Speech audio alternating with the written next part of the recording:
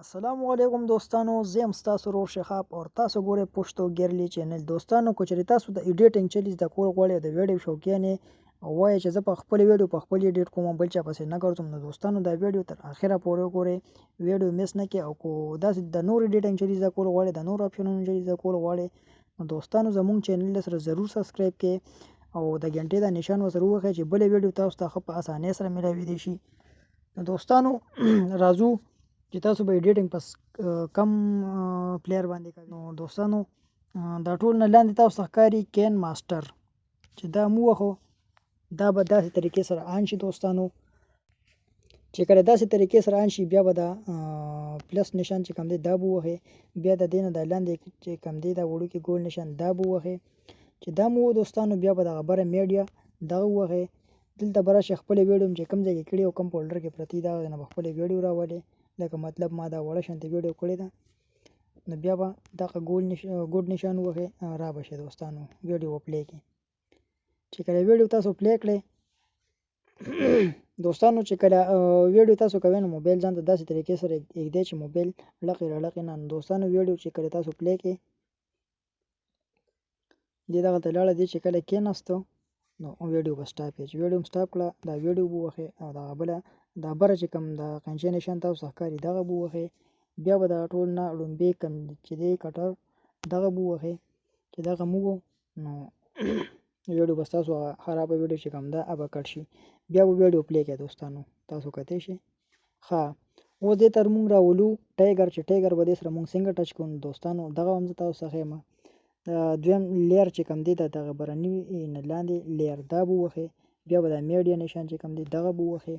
چې دغه مو د ګرین سکرین ویډیو تاسو ته ښکاري دا ټایګر والا دا به راولئ.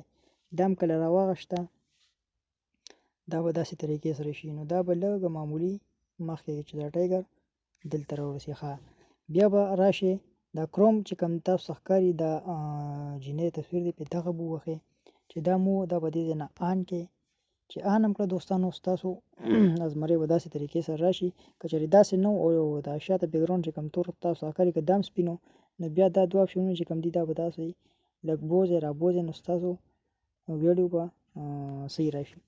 ښه دوستانو دا به واپس دغه ګوډ نشان به ووهئ، را به شئ دلته د زمرې به داسې راغټ کړئ دې ځای ته. ښه دوستانو دا به دلته سیټ کړئ، دا سیټ شو، دا ګوډ نشان به ووهئ. اوس به راشو تاسو کتی شئ دوستانو چې ما کتلي بل خوا د یوه زمرۍ د بل سیټ نه راغلي، دا به څنګه سیټ کوو. نو د دې هم اسان چل دی دوستانو. دغه ویډیو به ووهئ ټایګر والا، ټولو لاندې به راشئ دا به ووهئ. دا موبایل شان نشان تاسو ته ښکاري دغه به ووهئ. دغه مو د لومبنۍ چې کوم دی دغه به ووهئ. نو زمرۍ د بل سیټ ته راتاو شو. ښه دوستانو زمرۍ به اوس په خپله د دغه بل سیټ نه راوځي. دا وګورئ دوستانو اسان چل دی د ایډیټینګ. خو که چېرې زده کول غواړئ او شوق هم ورسره وي نو دا ویډیو دوستانو د ویډیو د ایډیټینګ اسان چل دی. که چېرې زده کول غواړئ نو چینل سره ضرور سبسکرایب کړئ، د غنټې دا نشان ورسره ووهئ. ښه دوستانو دې سره اوس د دې خوا خرابه ویډیو چې کومه ده نوره دغه به هم دغه ویډیو ووهئ، کټر به ووهئ. دا دویم نمبر نشان چې کوم دی کټر دغه به ووهئ. دا نوره خرابه ویډیو به هم دې کټ شي. دوستانو دغه و د ایډیټینګ چل چې تاسو وکتو.